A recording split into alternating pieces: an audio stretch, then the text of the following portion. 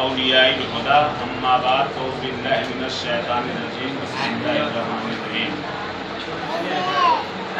ولا تقولوا لمن يقتل في سبيل الله اموات بل احياء ولكن لا تشعرون صدق الله مولانا العظيم وبلغنا رسوله النبي الكريم ونحن على ذلك لمن الشاهدين والشاكرين والحمد لله رب العالمین۔ باہر توحید کے متوالوں، شمع رسالت کے پروانوں، شہدائے ملت کے جانثاروں، اولیاء امت کے طلبگاروں، آئیے ہم اور آپ سبھی حضرات مل کر اپنے آقا و مولا حضور شافع یوم النصور صلی اللہ تعالیٰ علیہ وسلم کی بارگاہ بے کس تمام عقیدت و محبت کے ساتھ جھوم کر کے رسول اور آل رسول پر ہدیہ درود پڑھیں۔ اللہم صلی علی سیدنا و شفیعنا و مولانا محمد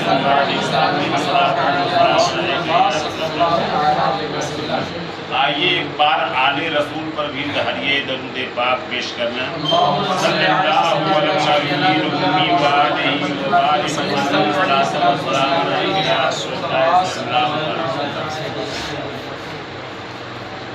اسلام تیری نبض نہ ڈوبے گی حشر تک، اسلام تیری نبض نہ ڈوبے گی حشر تک، تیری رگوں میں خون ہے رواں چار یار کا۔ اور قتل حسین اصل میں مرگ یزید ہے، قتل حسین اصل میں مرگ یزید ہے، اسلام زندہ ہوتا ہے ہر کربلا کے بعد۔ عزیزان ملت اسلامیہ، ہر سال کا دستور ہے کہ اہل شہدائے کربلا رسول اور آل رسول کی بارگاہ میں نذرانہ عقیدت خاکسار کی جانب سے نظر و نیاز پیش کر کے اپنے کو اس بارگاہ کے ذروں کے قابل ہونا چاہتا ہے کہ تاکہ بخشش کا سامان بن جائے۔ اور ایمان کا یہی تقاضا ہے کہ اللہ کے نبی صلی اللہ تعالیٰ علیہ وسلم نے فرما دیا ہے کہ میں تمہارے بیچ میں دو چیز چھوڑ کر جا رہا ہوں، ایک اہل بیت اپنی عطرت اور دوسری چیز قرآن پاک۔ میرے دوستوں اور بزرگوں، اس کے بعد اللہ کے رسول صلی اللہ علیہ وسلم نے کوئی چیز نہیں بتایا کہ میں نماز چھوڑ کے جا رہا ہوں، میں روزہ چھوڑ کے جا رہا ہوں، میں حج چھوڑ کے جا رہا ہوں، میں زکوٰۃ چھوڑ کے جا رہا ہوں۔ اس لیے کہ آج دنیا کے اندر مختلف مذاہب، مختلف دھرم اور اسلام کے علاوہ بہت سے فرقے ہیں جو کوئی ہر سر سے کوئی نہ کوئی اسلام کا کوئی رکن اپنایا ہے، کوئی نماز میں زیادہ ہے، کوئی روزے میں زیادہ ہے، کوئی حج میں زیادہ ہے، کوئی زکوٰۃ میں زیادہ ہے۔ لیکن اسلام اس کا نام اللہ کے نبی صلی اللہ علیہ وسلم نے نہیں رکھا، بلکہ اپنے آخری خطبے میں غدیر خم، ایک جگہ ہے مکہ کے میدانوں میں، اس کا نام ہے غدیر خم، ایک کنواں تھا اور وہاں پہ اس درخت تھے، اس جگہ کا نام غدیر خم ہے، اس میدان کا۔ اس میدان میں حجۃ الوداع کے وقت میں اللہ کے نبی صلی اللہ علیہ وسلم نے فرمایا تھا میں تمہارے بیچ میں دو چیزیں چھوڑ جا رہا ہوں، ایک اپنی عطرت یعنی اپنی اہل، اپنے اولادوں کو چھوڑ رہا ہوں، اور دوسرا قرآن پاک۔ آپ نے یہ نہیں فرمایا کہ میں ابو بکر صدیق کو چھوڑ کر جا رہا ہوں، میں عمر کو چھوڑ کر جا رہا ہوں، میں عثمان غنی کو چھوڑ کر جا رہا ہوں، بلکہ آپ نے یہ فرمایا کہ میں تمہارے بیچ میں دو چیزیں چھوڑ کے جا رہا ہوں۔ اس لیے غیبدان رسول جانتے تھے کہ ہماری امتیوں میں 73 فرقے ہوں گے، کوئی نماز میں زیادہ ہوگا، کوئی قرآن کی تلاوت میں زیادہ ہوگا، کوئی حج میں ہوگا، کوئی زکوٰۃ میں ہوگا، لیکن یہ سب چیزیں جنت کی سامان اور بخشش کا سامان نہیں بنے گی، نہ اللہ کی رضا کا سامان بنے گی، نہ محبوب خدا کے خوشی کا سامان بنے گی، بلکہ اگر خوشی کا سامان بنے گا تو آخری خود میں جو آپ نے فرمایا کہ میں تمہارے بیچ میں دو چیزیں چھوڑ کے جا رہا ہوں، ایک اہل بیت، دوسری قرآن۔ اب قرآن کو سمجھنا ہے کہ کسی مولوی کی تفسیر سے جب پڑھو گے تو تمہیں معنی اور مطالب کچھ اور نظر آئے گا،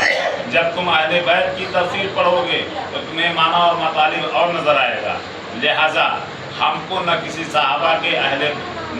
صحابہ کے قرآن کی تفسیر کو دیکھنا ہے، نہ کسی علامہ اور امام کے دیکھنا ہے، جب دیکھنا ہے تو امام الانبیاء صلی اللہ علیہ وسلم کے اولادوں کو دیکھنا ہے کہ آپ کا علم سینہ قرآن اسی لیے نازل ہوا سینے پر، جب پہاڑ نے جواب دے دیا من خشیت اللہ، میں اللہ کے خوف سے اور اس کلام سے میں ریزہ ریزہ ہو جاؤں گا، زمین نے کہہ دیا میں اس بوجھ کو نہیں برداشت کر پاؤں گا، دنیا کی کوئی طاقت قرآن کے بوجھ کو برداشت کرنے کے قابل نہیں تھی، نہ اس کو برداشت کر سکی۔ ایسے میں اللہ تعالیٰ نے جبریل امین کے ذریعے اللہ کے محبوب کے سینے پر نازل فرمایا اور کہا اقرا، آپ پڑھیے۔ اللہ کے نبی صلی اللہ علیہ وسلم نہیں پڑھتے تھے، پھر بار بار سینے کو سینے سے حضرت جبریل ملاتے تھے اور اپنی نورانی اور طاقت کو ان کے سینوں میں بھرتے تھے، لیکن آپ نہیں پڑھتے تھے۔ جب آپ نے کہا اقرا بسم ربک الذی، اے محبوب اپنے رب کے نام سے تو پڑھیے، آپ نے پڑھنا شروع کر دیا، پھر جبریل کو پڑھنے کی ضرورت نہیں پڑی۔ معلوم ایسا ہوتا تھا کہ اللہ ان کے سینے پر القاء فرماتا جا رہا ہے۔ جبریل ایک راستہ لے کر آئے تھے، اس راستے پر آپ کو سب کچھ بتا دیا گیا، انسان کی تخلیق، قرآن کا باعث، اپنے رب کی تعریف، مخلوق کیسے پیدا ہوتی ہے، سارا معاملات، 18,000 مخلوقات کا ذکر سورہ اقرا کے اندر موجود ہے۔ میرے دوستو، معلوم ہوا کہ یہ سینے پر نازل فرما کر کہہ دیا کہ یہ سینہ علم ہے، سینہ علم ہے، یہ علم سینہ میرے اولاد میں جائے گی، کسی صحابی میں نہیں جائے گی۔ ورنہ آپ تاریخ اسلام اٹھا کر دیکھیے، حدیثوں کے اوراق پلٹ کر دیکھیے تو آپ کو پتہ چلے گا کہ ابو سفیان جو نبی کا دشمن تھے، ان کے خاندان کے تھے، خاندان قریش کے لوگ تھے۔ ابو لہب ان کا چچا تھا، ابو الحکم اس کا نام تھا، ابو جہل کا۔ سرکار نے ابو جہل کہہ دیا تو حکم ختم ہو گیا، ابو جہل ہی دنیا جانتی ہے، وہ بھی آپ کے خاندان سے تھا۔ امیہ کون تھا؟ ابو سفیان ہی کے تو بیٹے تھے، انہی کے بیٹا یزید تھا جو نبی کے خاندان سے نکلا ہوا تھا، لیکن اللہ کے نبی صلی اللہ علیہ وسلم نے نام رکھ رکھ کر کے ابو ہریرہ کو بتا دیا، اے ابو ہریرہ، قریش خاندان سے، اے امیہ خاندان سے، قریش سے ایک لونڈوں کی حکومت ہوگی جو ہمارے اسلام کو پامال کر دے گی، ریزہ ریزہ کر دے گی۔ آج وہی حال ہوا، نام بھی بتا دیا کہ یزید ہوگا، اس کا باپ امیر معاویہ ہوگا اور خاندان ابو سفیان کے اولاد سے ہوگا۔ آپ پوچھیے ابو ہریرہ سے۔ ابو ہریرہ کہتے ہیں جب میرے آقا نے یہ بیان فرما دیا تو میں اسی دن سے روتا تھا اور کہتا تھا کہ اللہ تو مجھے 60 ہجری کے ان فتنوں سے مجھے بچا لے اور 60 ہجری آنے سے پہلے مجھے دنیا سے اٹھا لینا، تاکہ میں وہ منظرنامہ نہ دیکھ سکوں جس کو میرے آقا نے مجھے بتا دیا ہے۔ میرے دوستو، آپ کو بتانا چاہتا ہوں جو حدیثیں آج وارد ہوئی ہیں، آپ کے پاس 3 تھیلے تھے، اللہ کے نبی صلی اللہ علیہ وسلم نے کہا یہ اسلام کا تھیلا شریعت کا ہے، اس کو الگ رکھ لو۔ اے ابو ہریرہ، یہ علم ایسا ہے، اس کو الگ رکھ لو، اور یہ علم باطن ہے، اس کو دوسرے جھولے میں رکھو۔ وہ تمام اوراق اور چمڑے جو پتھروں پر لکھے گئے تھے، حدیث اور قرآن، اللہ کے نبی صلی اللہ علیہ وسلم نے 3 تھیلوں میں رکھوائے۔ آج جو تھیلا امت مسلمہ کو ملا، جہاں آج ہم لوگ موجود ہیں، کہ آج ہم لوگ نماز اور روزے اور تمام صحابہ کرام کے جھنڈا اٹھاتے ہوئے چلتے ہیں اور سب کا جھنڈا اٹھاتے ہیں اور نعرہ تکبیر لگاتے ہیں، نعرہ رسالت لگاتے ہیں اور نعرہ حیدری بھول جاتے ہیں۔ آج علماء اہل سنت بھی گمراہی کے راستے پر موجود ہیں۔ وہ جب بھی اپنے جلسوں میں میں دیکھتا ہوں، ان کے جلسوں میں ان کے جو اناؤنسر ہوتے ہیں، جب نہ وہ اپنا تکبیر بولتے ہیں، نعرہ تکبیر، تو نعرہ حیدری کو بھول جاتے ہیں۔ بولتے نہیں ہیں لیکن جان کر کے امت کے راستے سے اس کو ہٹاتے ہیں، تاکہ امت کے سامنے بار بار مولا کائنات کا ذکر نہ آئے، تاکہ ان کے سینے میں ان کی جب محبت ہو جائے گی تو ان کی اولاد کی محبت ہوگی۔ اور نعرہ غوث مانتے ہیں، نعرہ غوث کا ہے کون؟ غوث تو ہمارے نبی کے آل ہی میں سے ہیں، انہی کے بارے میں تو اعلیٰ حضرت نے فرمایا ہے، تو حسینی حسنی کیوں نہ محی الدین ہو، اے خضر مجمع بحرین ہے دریا تیرا۔ آپ کی ماں، آپ کے باپ حسنی اور حسینی ہیں، اسی خون سے تو آپ پیدا ہوئے ہیں۔ غوث کا نعرہ تو بڑے خوشی سے لگاتے ہیں۔ اور مولا کے بارے میں جب غدیر خم پر اللہ کے نبی نے جو نعرہ دیا کہ جس کا مولا میں ہوں اس کا مولا علی، جس کا مولا میں ہوں اس کا مولا علی ہے۔ اب بتائیے، اور اے اللہ جو علی سے محبت کرے اس سے میں محبت کروں، اور جس سے میں محبت کروں اس سے تو محبت کر، اور جو علی سے دشمنی رکھے اس سے تو ناراض ہو جائے، اس سے تو دشمنی رکھے۔ نعرہ تکبیر، نعرہ تکبیر،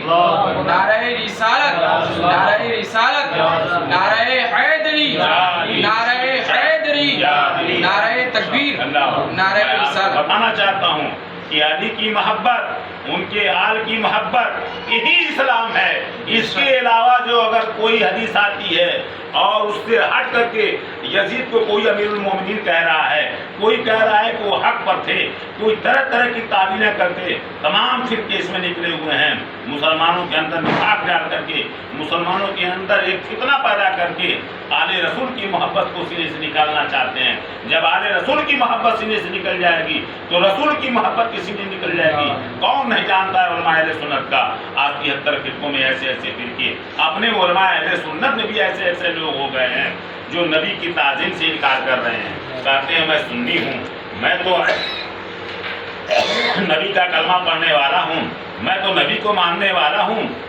جب نبی کے نام آتے ہیں تو یا رسول اللہ کہنے سے ان کی نانی مرتی ہے اور طرح طرح کے تعویلیں کر کے نبی کے نام سے چڑھتے ہوئے آتے ہیں۔ یا رسول اللہ کہنا شرک کوئی کہہ رہا ہے، یا نبی کے اوپر کوئی ان کے نام کا نعرہ لینا شرک سمجھ رہا ہے۔ جب نبی کے اوپر چھینٹا کسیاں کی جا رہی ہیں تو نبی کے اولادوں کے اوپر کیا پوچھنا، ہو تو اور ہی ان کے پیچھے پڑیں گے۔ تو ہم اسلام پر کہاں ہیں؟ ہم ایمان پر کہاں ہیں؟ اسلام تو اسی کا ہو سکتا ہے جس کے ساتھ اگر قرآن ہے تو قرآن کے ساتھ آل قرآن بھی ہونا چاہیے، آل رسول بھی ہونا چاہیے، اور آل قرآن سے مراد نبی کی آل ہے، اور نبی کو قرآن کہا گیا ہے قد جاءکم من اللہ نور و کتاب مبین۔ اے محبوب، میں نے آپ کو کھلی کتاب، روشن کتاب بنا کر کے بھیجا ہے۔ آج لوگ قرآن کا ترجمہ اس میں تفسیر کے ذریعے کرتے ہیں کہ آیا تمہارے پاس ایک کتاب اور روشن، آیا ہے تمہارے پاس روشن کتاب اور نور سے مراد نبی صلی اللہ علیہ وسلم کو لیتے ہیں، کتاب سے مراد قرآن کو لیتے ہیں۔ ہم کہتے ہیں کتاب کوئی کون ہے؟ کتاب تو کوئی چیز نہیں ہے، کتاب تو ہم نے لکھی ہے، قرآن پر زیر زبر تو ہم نے لگایا ہے۔ قرآن کو لکھنے کے لیے چمڑے پر میں نے لکھا ہے، ہڈیوں پر میں نے لکھا ہے، پتھروں پر ہم نے لکھا ہے۔ یہ قرآن تو اس شکل میں نہیں تھا جو قرآن ہم پڑھتے ہیں، بلکہ اللہ تعالیٰ نے کہا قد جاءکم من اللہ نور و کتاب مبین۔ اے محبوب، میں نے آپ کو روشن کتاب بنا کر بھیجا ہے۔ جس نے محبوب کو روشن کتاب سمجھا، جس نے آپ کے روح انور کو دیکھا، اس نے خدا کو دیکھا۔ اس لیے آپ کا ترجمہ اہل صوفیہ، اہل اللہ کا ترجمہ یہ ہوتا ہے کہ میں آپ روشن کتاب ہیں، آپ روشن قرآن ہیں، اے محبوب آپ روشن نور ہیں۔ آپ ہی کہا گیا ہے، اس میں دو ترجمے نہیں کیے گئے ہیں کہ کتاب الگ کر دیا گیا ہے، محبوب کے نور کو الگ کر دیا گیا ہے۔ اگر نور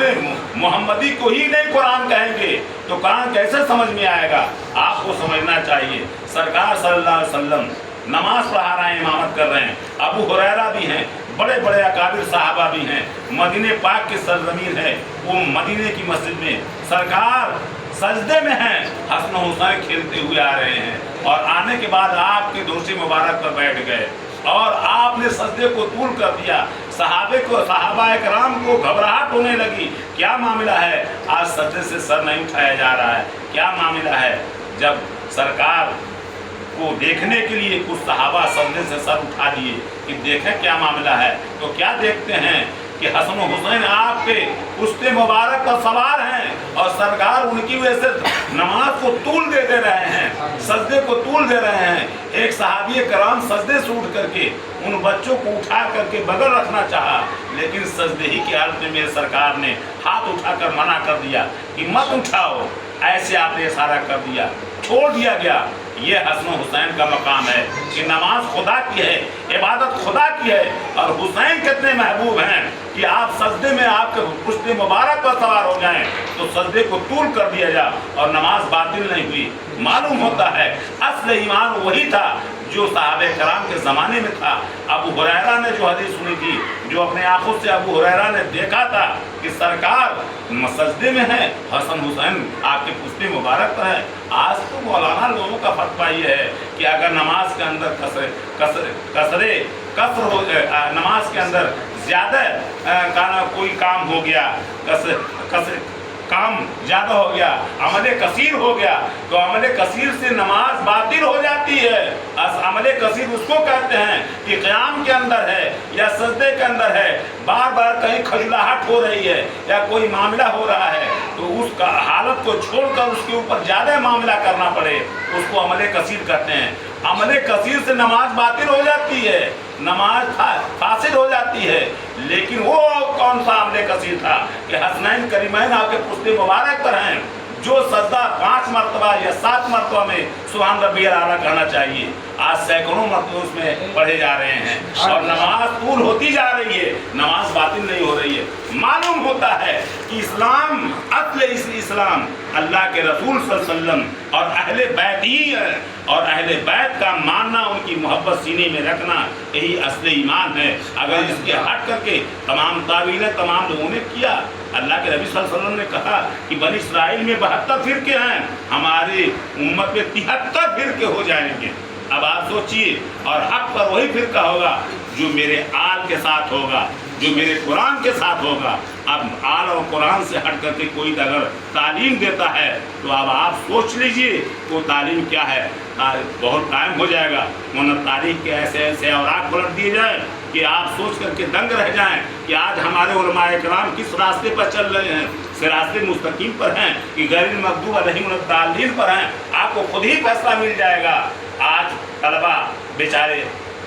तालीम हासिल करने के लिए कुरान और इस्लाम की और हदीस की आ रहे हैं, तावील तरह तरह की करके, और कम मौके में इसी आलिम की कोर्स, इसी फजीलत की कोर्स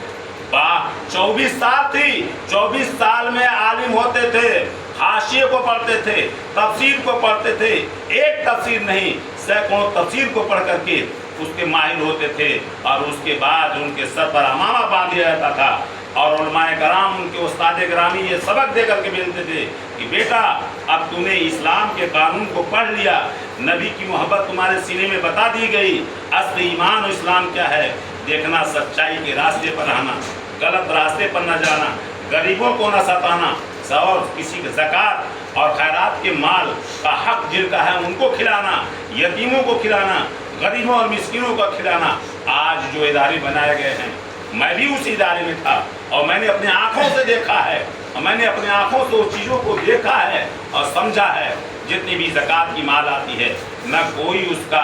हीला और बहाना होता है, बल्कि सीधे सीधे उलमाए कराम बड़ी बड़ी पगड़ियाँ बनकर मुहद्दिस और मुफ्ती बन करके खा रहे हैं, मुर्ग और मुसल्लम खा रहे हैं, और पैसे हड़प करके कमेटियाँ और बड़े बड़े प्रिंसिपल और बड़े बड़े सदूर और बड़े बड़े जो उलमाए कराम मुफ्तियान कराम अपने जेब भर रहे हैं, और यतीमों और गरीबों के नाम पर जो पैसे आ रहे हैं उनको चटनियाँ और रोटियाँ मिल रही हैं, उनके दाल पानी की तरह मिल रहे हैं। ये ज़कात और उलमाए कराम जो हम और आप बन करके दीन की तबलीग कर रहे हैं, इनके ज़रिए से जो इस्लाम की बात निकलेगी वो समझ ही नहीं आता है कि कैसे वो सही होगी। जिनको शुरू में ही सच्चाई की तालीम दी गई है, नबी ने दिया है, जिनको कुरान और इतरत की तालीम दी गई है, आज वो आमाल के अंदर लगा रहे हैं, आज वो घूमने के चक्कर में लगा रहे हैं, न ज़बान के अंदर कोई उनकी सच्चाई रह गई है, न सच्चाई के रास्ते पर चलने का उनका कोई म्यार रह गया है। तो जब उस्ताद ही और उनके पेशवा